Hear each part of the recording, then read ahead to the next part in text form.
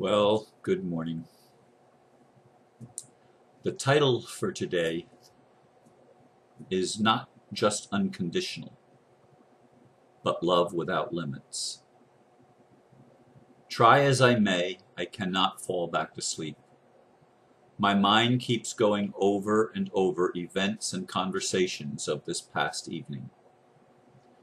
God has presented me with a gift almost beyond my comprehension. We've all heard about unconditional love. What my friend told me last night on our date is divine. She is offering me love without limits. It's all up to me. It's all about whatever experience I am willing to have. It's almost as if I'm getting to go back to my teenage development years and start all over with the discovery of my sexuality in a highly spiritual context as opposed to a religious context. They are not the same thing. Once again, I am going to share from my heart, expressing my anxiety, my fears, and uncertainty, because God has provided me a beautiful lady who is, I typed it wrong as I was quoting and it didn't type what I wrote, what I said, who is willing to love me exactly where I am, without limits. The only limits there will be the ones I impose upon myself. I truly believe that's the way it is with all of us. All limits are self-imposed.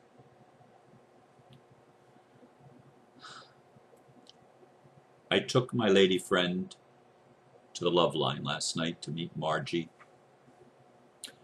and my other friends. It was also a follow-up from the previous workshop. And there were only 8 of us there. It was a nice small group. 2 of the participants from the last workshop could not make it. And so we had a relatively small group. And I thought the sharing that we did before the Love Line and after the Love Line was just amazing. And then I brought my friend home to show her my house where I live. First time she's been here. I'm thinking of putting a growing tower in my atrium. I got to see her growing tower in her house before we went over to the Love Line. And I'm just blown away by everything that happened last night, both at the Love Line and in our conversation here at the house. I could almost cry. I went to bed after midnight. I woke up about an hour later. It was more like an afternoon nap than a night's sleep. And I was unable to fall back to sleep, just replaying the conversation. Her being in my bedroom in a non-sexual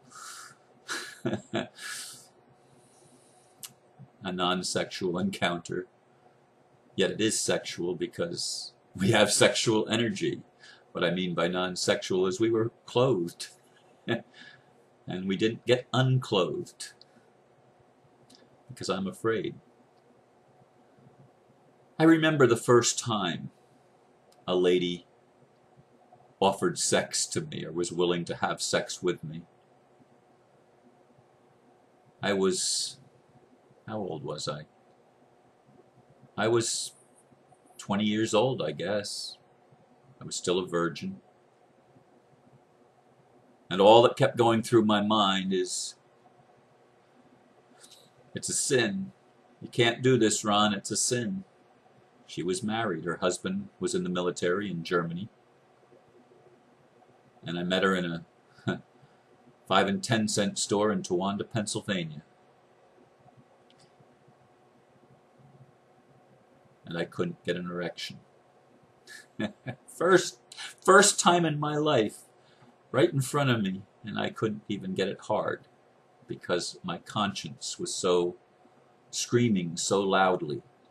My conditioning was coming forward. And I didn't know what to do.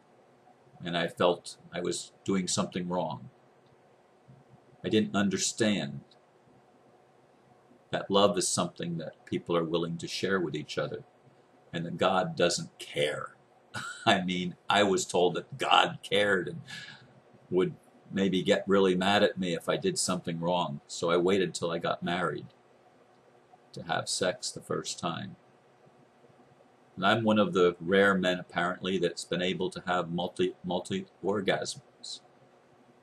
No, an orgasm and no diminishment of erection, and just be able to move right back into the next to the next go around for the next orgasm.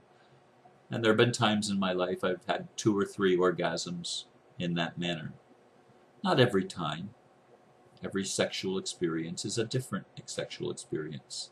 As my friend said to me last night, she's had great sex when it lasted 5 minutes or less, and great sex when it takes a much longer period of time and is multi-orgasmic.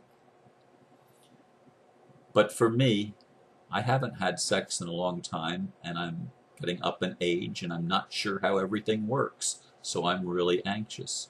I'm wanting to get a prescription for Cialis or Viagra, and I don't even like taking drugs at all. But I need something to boost my confidence so that when I'm ready to actually make love, my body cooperates. Because if my body isn't cooperating, I'm going to be frustrated, not fulfilled. It's important for me that everything works. And I'm being very, very, very honest about this. I know there's nothing wrong with me having an erection. I have an erection pretty much every single day. And I masturbate almost every single day. Not every day, but almost. Because I believe that if you don't use it, you lose it. And I don't want to lose it, because sex has always been important to me. Because I've always felt that it's a very spiritual and a very sacred act.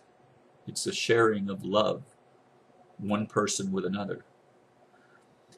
And one of the reasons that I haven't had a lot of sex in my life, especially in the past decade or 2, I did have one relationship in the past 2 decades, but one prolonged relationship. Well, actually a couple of, that lasted a few months or more, and one that lasted almost 2 years. But mostly I've been alone.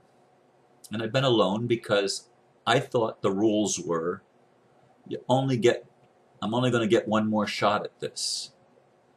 And so I have a checklist, a mental checklist of what's required. Bing, bing, bing, bing, bing. And if she doesn't meet the mental checklist, I don't get involved sexually, period. I shut it off. I'm not willing to go there. Self-imposed limitation. Because to me, if I'm going to have sex with somebody, it means I'm making a commitment to be with them for an extended period of time. It's a long-term relationship commitment. And isn't that what a lot of people think they want? It's what I thought I wanted. No, it's not what I want, and it's not what I need.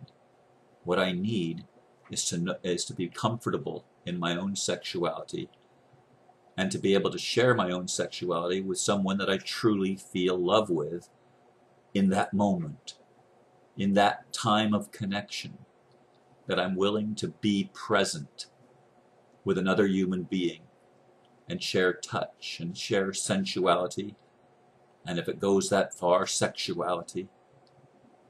And it's about joy. It's about experiencing the sharing of a divine gift, the gift of our bodies, the gift of our sexuality, the gift of our emotion, the gift of our energy, commingling that energy and rising in love, not falling in love, but rising in love. And I realized as this goddess, this priestess and I talked, that she's 100% present and 100% willing to be whatever I need, and to let me go as fast or as slow as I choose to go. And I'm choosing to go slow because I want that boost to know that when I'm in a sexual situation, everything's going to work. I was brainwashed by a man, I don't know how many years ago it was, the late 90s, I guess, that if a man masturbates, he loses the ability to actually function sexually with a woman. Now, the truth of the matter is, once I discovered I didn't really masturbate before I had sex. It was only after I had sex and was married that I began to masturbate, which used to piss my first wife off tremendously. Why would you masturbate? You have a lover. You have a wife. Well, because it's about getting to know my own body. And I wasn't always comfortable with my wife. I've never always been 100% comfortable with my sexuality, but my body always worked. After the first time, I didn't have the anxiety complex that this man instilled in my mind, and I bought into the story that, oh, well, I masturbate, so now I'm not going to be able to always be ready and performance ready when I'm with a woman. And so it creates tremendous stress, tremendous anxiety in my body. And I'm facing that honestly. And I'm not only facing it honestly, I'm facing it honestly with a potential worldwide audience, publicly. It's not something I'm hiding in the closet. It's something I'm sharing publicly. Because I'll bet you I'm not the only one that has these issues. And I know women talk to each other about such things. Men don't, and men don't generally share the things that they experience. It's a lot different, I think, for a man and a woman. If a woman has anxiety and she doesn't lubricate properly, there are easy remedies for that. With a man, for an erection is required to have the best sex possible. I know that. I'm not stupid. I'm not saying that an erection is always necessary, but it generally is true that it is. And a man, if he's totally in anxiety, can't get it up, which is why beauty, my perception of beautiful and sexy, has been so important. If I don't consider the lady beautiful or sexy, is she going to turn me on enough to get things to work properly? There's a fear and an anxiety element that goes in there. And God has provided me, in this instance, with a beautiful woman who fits my criteria of beauty. It's not everybody's criteria of beauty, but it's my criteria of beauty. She's not a natural blonde, but she looks like the muse that used to appear in my dreams with the big blue eyes. And I mean, she's absolutely, in my opinion, knocked down gorgeous. And she's offering to love me without limits, and patiently, and consciously, and spiritually. Yes, this is another married woman whose husband seems like an amazing man. I hugged him before we left their house last night. Yeah, I gave him a hug because I appreciate he's willing to be a risk taker. And she says in her 15 years of marriage to him, they've always been risk takers. They've always been willing to become emotionally entangled with other people. And it's not about sexual risk takers, it's emotional risk takers, because I made that clear in our conversation. And I've shared in this video right now so far, I've shared my truth. And I've embarked on a journey that's going to liberate me, because I know that I cannot complete my spiritual mission if I have limits on my own loving ability, if I have doubts about myself. because I cannot be strong. I cannot heal myself unless I heal the parts that are wounded. And this is where my biggest wounds are. I've shared them openly, and I'm working to heal completely, to become whole, to become willing to share my love with those that are willing to share their love with me, without a long-term commitment, with only a commitment to be truthful, with only a commitment to be vulnerable, with only a commitment to be in integrity, with only a commitment to be present, to make love without limits, to share love without limits. And I believe this is what the universe has placed before me to help me heal. Now I realize that there will be a lot of moralists that'll decry what I've just shared, and I don't give a damn, frankly. Because it's my life, and I know where I hurt, and I know where I need help healing. And God, Goddess, has provided me with exactly what I need to become whole. Exactly what I need so that I can work with her and probably with others to help heal ourselves. And now I'm talking about ourselves being all of us, the whole world. And that will create a new world. That will create a new society, free of limitations, free of all the hang-ups, free of all the bullshit that our religions have stuffed down our throat in regard to our own life force energy. Free. Free to love and be loved. To share love at whatever level feels comfortable to be shared with whoever is willing to share it with you. Now that sounds like promiscuity to some, polyamory to others. I'm willing to allow many loves. If I end up with a significant other that is my twin flame and we choose to become monogamous at some point, that's fine. But I'm convinced that monogamy is not the highest ideal for the primates known as human beings. We've been lied to, and I'm willing to explore and be vulnerable and be the risk taker that I'm having demonstrated to me by this beautiful woman and her wonderful husband. I share this openly, and I thank you for listening. That's all for now. Namaste.